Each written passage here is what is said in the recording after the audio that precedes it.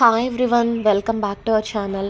So ఈరోజు special ఏంటంటే మా ఇంట్లో అందరికీ మోస్ట్ ఫేవరెట్ రెసిపీ అనమాట, ఫిష్ కర్రీ. సో ఇది మా స్టైల్లో ఎలా చేస్తాము అనేది ఇప్పుడు చూద్దాము.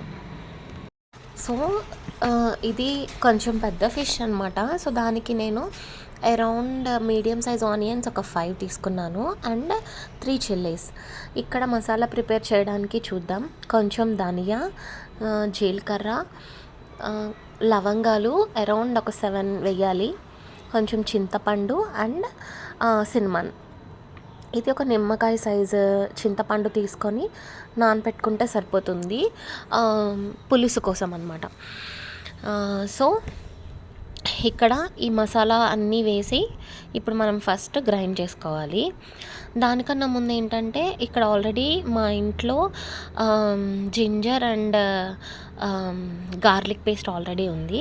సో నేను అది 2 స్పూన్స్ తీసుకుంటున్నాను కర్రీకి సరిపడా.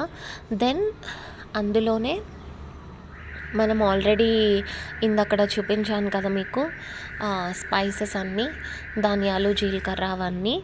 సో అవన్నీ కూడా ఇందులో వేసేసి మిక్సీ గ్రైండ్ చేసుకోవాలన్నమాట. ఇక్కడ ఓన్లీ 5 ఉన్నాయి. నేను లవంగాలు తర్వాత గ్రైండ్ చేసేటప్పుడు ఇంకొక 2-3 యాడ్ చేశాను. సో ఇవన్నీ స్పైసెస్ అన్నీ యాడ్ చేసి మనం గ్రైండ్ చేసుకోవాలి. అదే ప్రాసెస్ చూపిస్తున్నాను మీకు ఇక్కడ.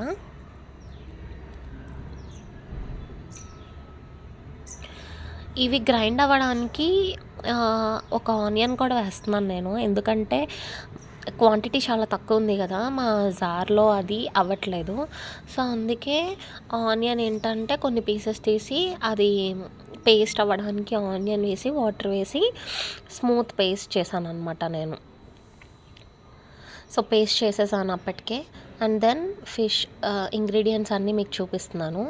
సో ఫిష్ కర్రీ ఎప్పుడు కూడా ఇలాంటి సిల్వర్ తీసుకుంటే కనుక బాగా వస్తాయి. ఇలాంటి వాటిల్లోనే బాగుంటుంది ఫిష్ కర్రీ. సో ఇక్కడ ఒక టిప్ ఏంటంటే, చిన్న టిప్, ఒక లవంగం ఉంటుంది కదా, ఇక్కడ నేను చూపిస్తున్నాను చూడండి. దాన్ని ఒకసారి అలా దంచి ఫస్ట్ ఆయిల్లో ఆ లవంగం వేసామంటే నార్మల్గా ఏంటంటే నాన్ వెజ్ కర్రీస్ చేసేటప్పుడు ఆ స్మెల్ అనేది వస్తుంది కదా, అండ్ ఫిష్ కర్రీకి ఇంకా బాగా వస్తుంది. సో అలాంటిది ఏది రాకుండా ఉండాలంటే ఫస్ట్ ఇట్లా ఒక లవంగం వేస్తే అండ్ కరివేపాకు కొంచెం వేసామంటే కనుక ఆ నీసు వాసన అనేది మనకి రాదనమాట. అందుకని ఫస్ట్ అది వేయాలి, అది ఒక టిప్. దెన్ ఏంటంటే ఆనియన్, మిర్చి వేసి అవి కొంచెం బాగా వేగనివ్వాలి. ఇక్కడ అవి వేసిన తర్వాత మూత పెట్టేసి కొంచెం సాల్ట్ అది వేసి మూత పెట్టేసి ఇంకా దాన్ని స్లోగా కుక్ చేసుకోవాలి మీడియం ఫ్లేమ్లో. ఇవి ఏంటంటే మనం ఈ కర్రీస్ చేసేటప్పుడు ఇలాంటివి యూస్ చేసామంటే కనుక తొందరగా కొంచెం మాడిపోతాయి. సో అందుకే మూత పెట్టేసి సిమ్లో పెట్టి కుక్ చేసుకుంటే ఏంటంటే అది స్లోగా కుక్ అవుతుంది అనమాట. అట్లా చెక్ చేస్తున్నాను. అది వన్స్ ఆనియన్ మనకి పింకిష్గా వచ్చి పింక్ షేడ్లో వస్తుంది కదా, కొంచెం బ్రౌన్ అండ్ పింక్ షేడ్లో. ఇక్కడ చూపిస్తున్నాను చూడండి, కుక్ అవుతుంది. అట్లా పింక్ షేడ్లోకి వచ్చిన తర్వాత, కుక్ అయిపోయిన తర్వాత అప్పుడు మనం ఆల్రెడీ పేస్ట్ ఏదైతే చేసుకున్నామో అది వేసేసామన్నమాట. యూజువల్గా అయితే కొంతమంది ఇట్లా జింజర్ గార్లిక్ వేసి విడిగా మసాలా వేసుకుంటారు. బట్ ఇవన్నీ ఒకేసారి మిక్సీ చేసేసి ఇలా వేస్తే ఏంటంటే కొంచెం గ్రేవీ కూడా బాగా వస్తుంది.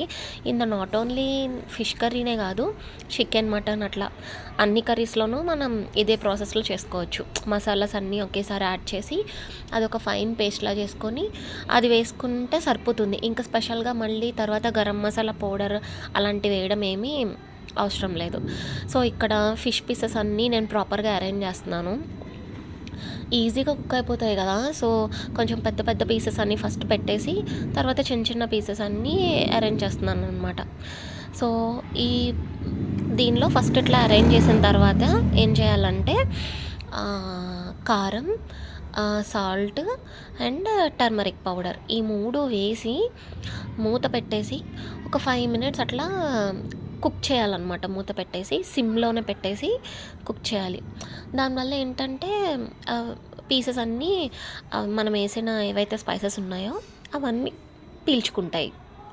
కొంతమంది ముందే మ్యాగ్నేట్ అది చేసి కూడా పెడతారు. That is also fine. ఇది చాలా సింపుల్ ప్రాసెస్ అనమాట. ఎక్కువ ఇంగ్రీడియెంట్స్ లేకుండా, చాలా ఎక్కువ ప్రాసెస్ లేకుండా ఇది ఈజీగా అయిపోతుంది. యాహ్! ఇక్కడ ఒక 5 మినిట్స్ దెన్ చింతపండు రసం వేసి, ఇంకా అది మనకి చిక్కదనం వచ్చేంత వరకు కుక్ చేసుకుంటే సరిపోతుంది. లాస్ట్‌లో కొత్తిమీరతో గార్నిష్ చేస్తే ఫిష్ పులుసు రెడీ.